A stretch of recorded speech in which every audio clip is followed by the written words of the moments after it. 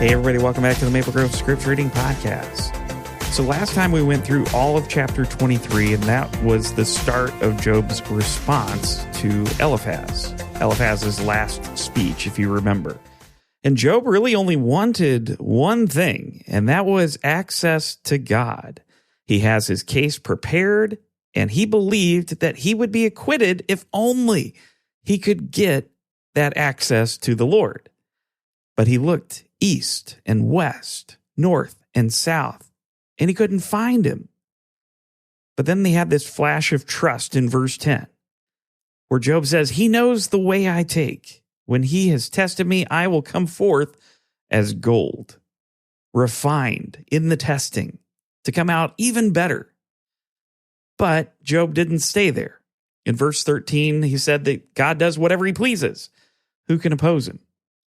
And he closes in dread with darkness covering his face. But like we looked at, he still wasn't silenced. He still didn't stop speaking.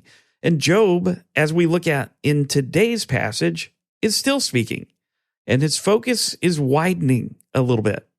So he's moving from the personal, where he can't find God, to a more panoramic view. He looks out at the world and he sees so many different things, where he sees oppression and exploitation and seeing the vulnerable ground down by the powerful. And he comes back with the same underlying question that a lot of us still have today. Why doesn't God do something? So let's read the passage. We're going to read the first 12 verses of chapter 24. Let's get into it. Why does the Almighty not set times for judgment? Why must those who know him look in vain for such days? There are those who move boundary stones. They pasture flocks they've stolen. They drive away the orphan's donkey. They take the widow's ox in pledge. They thrust the needy from the path and force all the poor of the land into hiding. Like wild donkeys in the desert, the poor go about their labor of foraging food. The wasteland provides food for their children. They gather fodder in the fields and glean in the vineyards of the wicked. Lacking clothes, they spend the night naked. They have nothing to cover themselves in the cold. They are drenched by mountain rains and hug the rocks for lack of shelter. The fatherless child is snatched from the breast. The infant of the poor is seized for a debt. Lacking clothes, they go about naked. They carry the sheaves, but still go hungry. They crush olives among the terraces. They tread the wine presses, yet suffer thirst. The groans of the dying rise from the city, and the souls of the wounded cry out for help. But God charges no one with wrongdoing. So this opening section, we have this opening question in verse 1. Why does the Almighty not set times for judgment? Why must those who know him look in vain for such days? Now, here's what Job is not saying. He's not saying that God can't see, and he's not saying that God doesn't know what's going on, because that was Eliphaz's accusation from chapter 22. Job rejected it then, and that's not what he's saying now. But what he is saying is more asking this question about God's schedule, not his knowledge, because Job fully believes that God sees everything. But his question is, well, if the times are not hidden from the Almighty, why don't those who know him get to see the day when he acts? Where's the intervention? Where's the day the scales balance? There's a parallel to Habakkuk. Habakkuk 1 says, "How long, Lord? I call you, but you don't answer. There's violence everywhere. The law is paralyzed. When will you act?" It's the same complaint. It's the same posture. It's not doubting that God exists or that he's unaware, but it's asking about the timing of things, the apparent suspension of the visible justice for people. So then we get into what Job sees, and he's wanting to prove his point here with very specific things. So in verse 2, it talks about moving boundary stones. That's a serious crime in the Deuteronomy law. There's a curse placed on it. These are property boundaries, right? There's inheritance involved in this, identity, a family's place in community.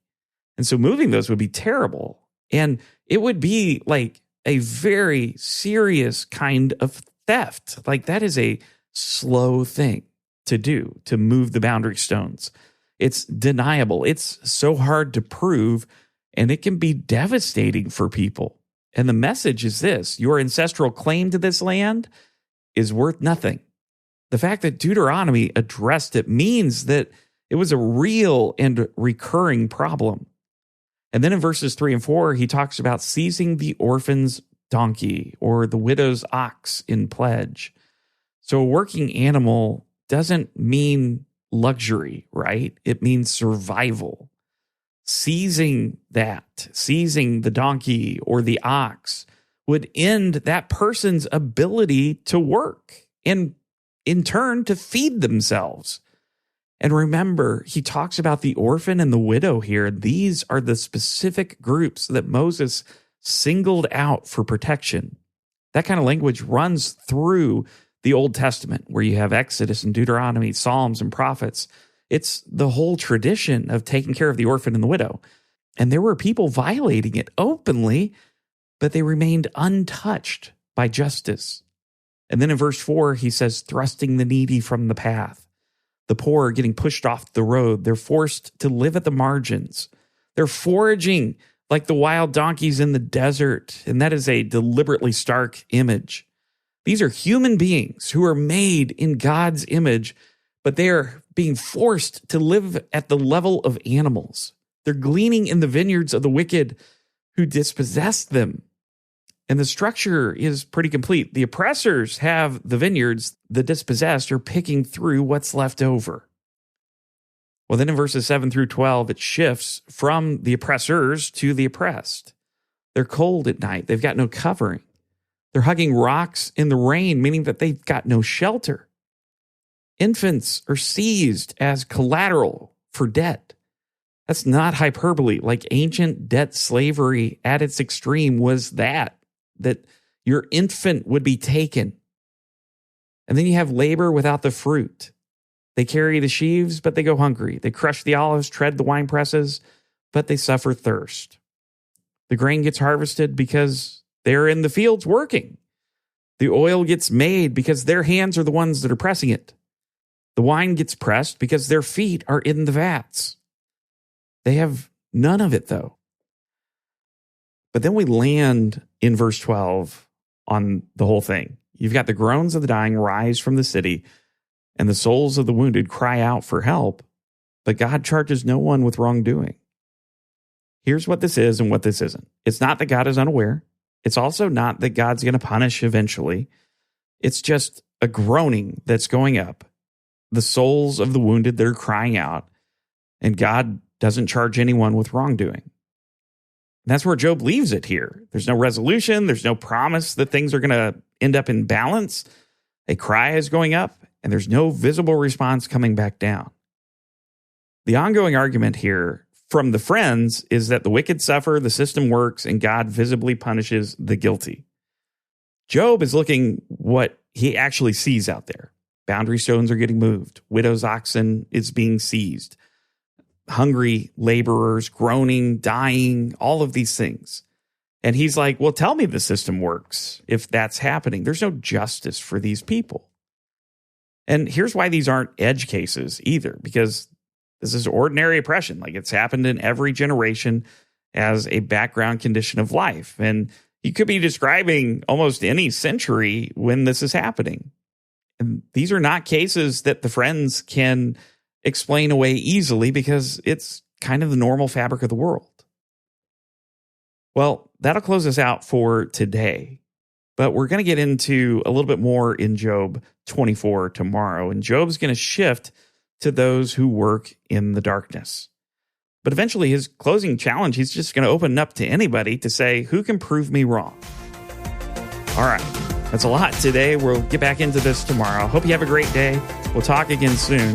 God bless.